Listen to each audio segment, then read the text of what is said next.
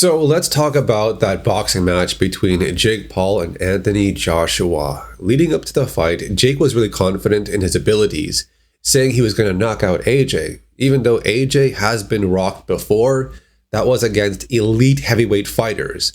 Now, when Jake fought against Tommy Fury, Jake lost by a few points. But still, even in that loss, I expected Tommy to outclass Jake and finish him off with a KO, but he barely won by a few points.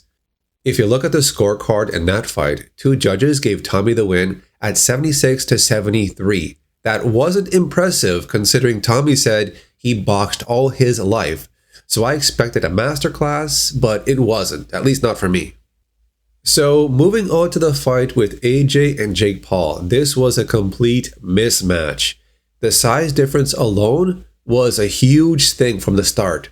Now, even AJ's experience should have put him down a lot early, but for some reason, it took him 6 rounds. Now, throughout the fight, Jake was the one backing up against the ropes. He was the one you can tell that was scared in the fight. He was backing up. He was very worried about getting hit. In round 5, they traded shots, but AJ landed a more powerful hit, and seconds later, Jake fell to his knees and held onto AJ.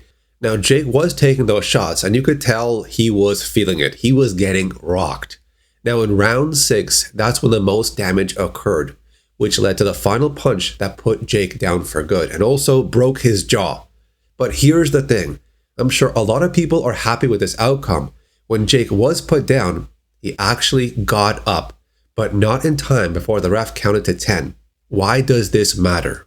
Well, this is a far different outcome compared to Francis Ngannou versus Anthony Joshua. AJ put Francis to sleep. He was done, out cold. Perfect KO. Francis never got up. One could say maybe AJ was not giving out 100% of his power on Jake, but who knows?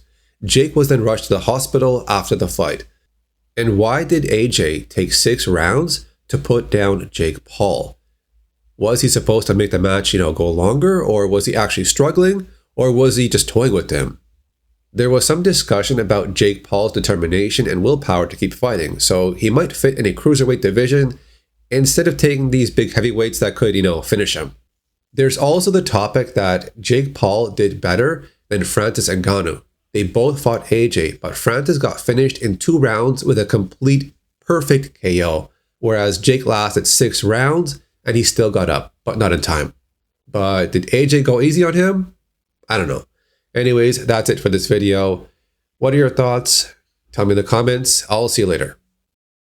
Fight! 1,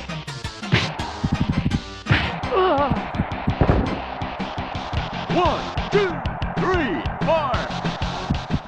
Fight!